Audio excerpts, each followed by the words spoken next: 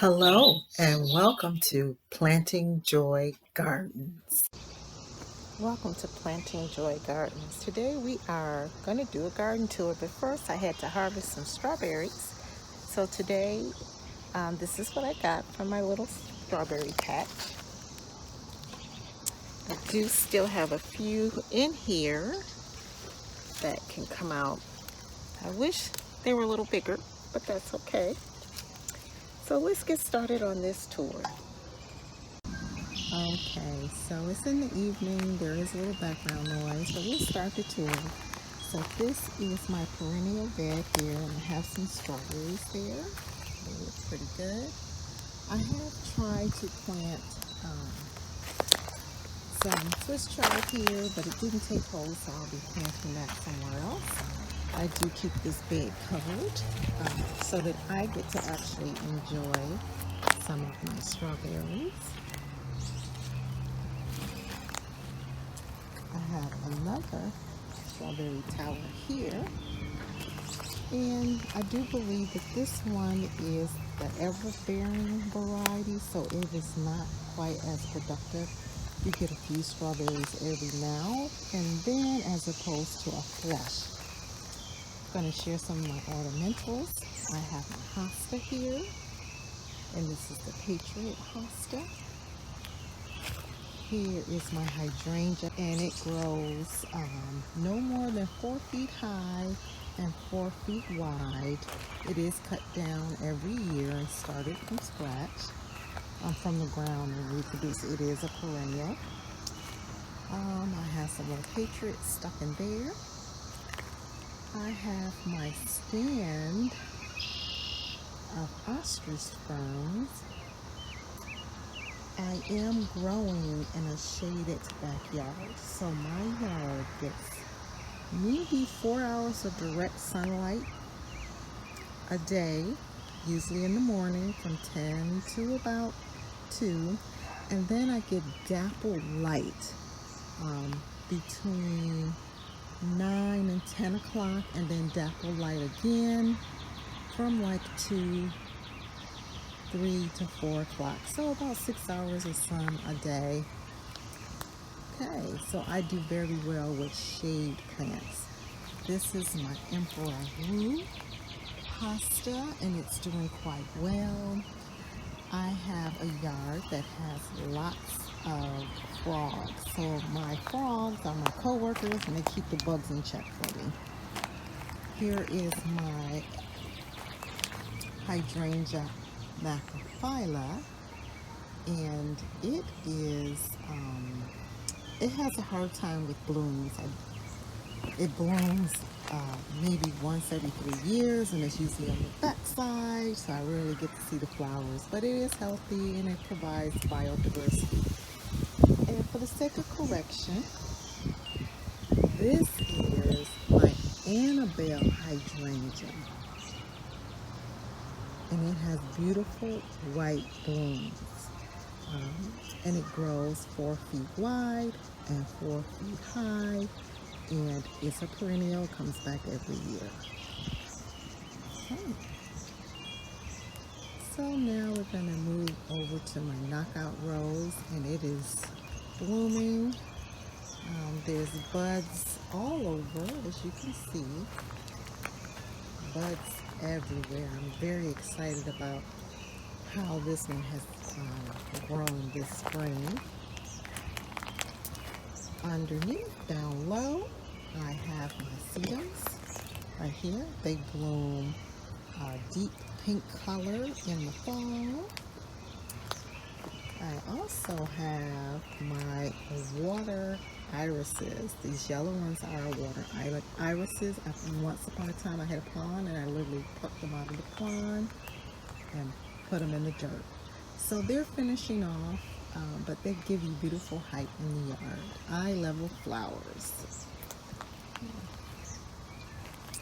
Down here, you see I have yarrows. This yarrow will bloom pink as well. And I think I forgot to mention, I also have hibiscus. These are bright red hibiscus. So you notice the theme. I have a lot of green in my yard. My flowers are yellow or red, and it's not by choice. Of course, I love red roses, but many of the flowers I've planted had to be shade tolerant. And it's just recently that I started growing vegetables. So I have two kind of time here. I have the traditional winter time. This is, no, it's not winter time. It's English time and lemon time, okay? I also have a banana pepper, and it's putting on its first flower. I have chives growing in this pot. I have some bunching onions, and these are from seeds that fell on the ground. I picked them up and put them in a pot just so that I always have a source of bunching onions. Here I have my overwintered rosemary, which is really hard to do in Zone 5, but it did very well. I find it is doing better in a pot. I can move it to dry conditions, or I can put it in a warm place. This is my Sweet 100 tomato. It has started flowering. I'm resisting the urge to prune it. I want to get high production, and as long as I can keep it healthy, I will not be pruning. Here's another Patriot hosta. It had water irises growing out of it, and I just let it grow. Their bloom cycle is over, so I will just cut down the foliage of the water irises so that the only thing you'll see is the hosta. Here is my, and I don't quite know the name, this is one of those heirloom hostas. I've had it, it's as old as my kids. So it's more than 20 years old. I do split it and put it in other places, but I like that it has a big presence in my garden. Some more water irises. I had to plant another sage plant. I was fearful for the other one that's here. I think its feet were getting wet, so I started another one. I'm going to try to dig it up and save it if possible. Here is some of that lettuce that overwintered. I'm letting it go to seed. This is like the hardiest lettuce I've ever seen. And we have 80 degree weather now, and it still hasn't flowered. Even though you could tell that this boat hasn't flowered, so I want to definitely get seeds. I've planted some kale, but so far all of my kale has failed. And I did direct seed it. I'm thinking that it needs to be a little bit warmer for kale to take off. Here's those bunch of onions. These are perennial. They have dropped their seeds, so I can probably really take this down. I make sure that I, once they dry out nicely, and I just make sure that the seeds go back down into the bed so I can have a bunch of onions. It smells great. My beds look a little dry. I have leaf mulch on them, but underneath it's nice and moist. Over here I have some peppers. I have the shade-tolerant peppers here, and they're flowering, doing quite well. Here's my banana pepper, another one. I'm kind of fearful. I have volunteer potatoes, and I think I may need to just pull these volunteers out because I have potatoes in another bed, and I don't want it to get to the point where the potatoes will be sucking nutrients away from my banana pepper. Here, I have my giant coney pepper, and it has a nice big pepper right here. Oh, can I get it in the front? Right here forming. Some additional flowers is starting to branch off, which is what I need, so I can have a healthy banana harvest, pepper harvest. It's starting to branch off, so I can have a great pepper harvest. Okay. I have eye protection, so I stick tennis balls because I have a bad habit of bending over and poking myself in the face. So I do put the tennis balls there. It helps me to see that the posts are there. I do have some sweet alyssum growing in here. I have some additional Swiss chard seedlings. I have some chocolate mint. And here is an attempt to do the lacinato kale, also known as Tuscan kale, and this one is doing okay. I guess I'm providing a warmer environment. My direct seeding is going horribly. I had a basil that died back, but I noticed that the roots must be alive because it's reestablishing itself. So hopefully it'll be nice and hardy. I have bulbing onions growing around the edge of the bed. And I have some additional basil. This basil is doing a lot better. We do have major temperature fluctuations, so it's no wonder that it is struggling. But I do believe now that it's warmed up, it will do a lot better. Oh. So now let's take a look at, I don't know if I showed you my other strawberry planter, and these are more of the ever-bearing variety, so it's not nearly as productive, but this one will produce a little bit on an ongoing basis. There's a nice one in there, and that's what this looks like. So I have 1, 2, 3, 4, 5 tiers on here, and I did just send a stake through the middle so it doesn't blow in the wind. And here is my high density potato planting, and it's doing well. This bed is all Yukon golds, and I have to actually look at the video to remember what day I planted these. Here are some additional Yukon golds that did not fit into the other bed. Right there. And here are my red Norlands in this pot, and they are growing up really, really nicely. Yeah, I put tags and everything, but they seem to be, oh, here it is, red Norlands. Okay. And here is my bed here.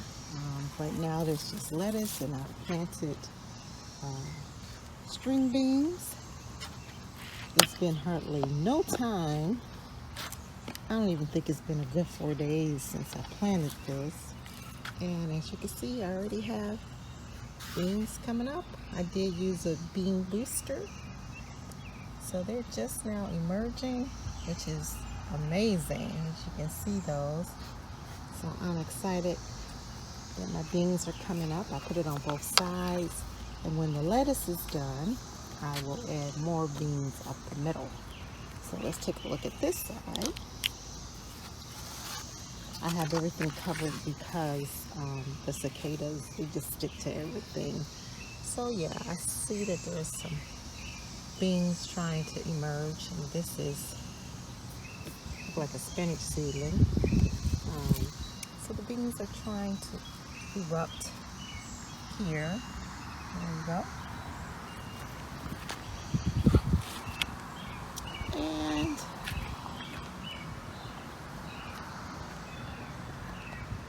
And here's a slow pan of the garden. And as I mentioned, I was an ornamental plant gardener. I had a lot of ornamentals, and I thought I could only grow ornamentals because I'm in such a shaded yard. But I found out there are a lot of vegetables that actually love growing in the shade. Greens, having them in the shade helps to slow them down. Potatoes can tolerate some shade. Peppers love the shade. Tomatoes appreciate not frying in the sun. So here is my leaf tower, and I have mustards on this top row, and I'm going to leave them covered. In the morning, this tower, the netting on the tower is covered by cicadas, so I am going to leave this covered. So I have mustards on 2 rows. I have Swiss chard growing down on the bottom, and in my previous video, I planted the seeds. Okay, so I do have some topsoil still in here, and you never know, sometimes these cicadas, they even get in here with the netting because they can crawl. So they walk across the ground, get underneath, and then they open up and have cicadas. So this is the mustard here on the top row. These 2 rows I've planted additional Swiss chard. There's another layer of mustards. Now that it's warmed up, the mustards will really take off. Wherever there was an empty pocket, I sowed Swiss chard, and as you can see here, these are some of the more mature Swiss chard leaves going all the way around the bottom. So I do have heirloom, and I also have Fort Hook, both type, but not today. So this is what my garden looks like. Thank you for joining me in the garden. I hope that things are productive for you. I'm growing in a small space, but I'm using succession planting, and I'm just kind of squeezing it all in. I wish I could grow more vegetables, but there are some parts of my yard that are just way too shady and damp, so I'm not able to grow like vegetables along my fence line there. But the ornamentals provide biodiversity, beauty, and it encourages me to come out and just, enjoy the garden every single day. So this is everything.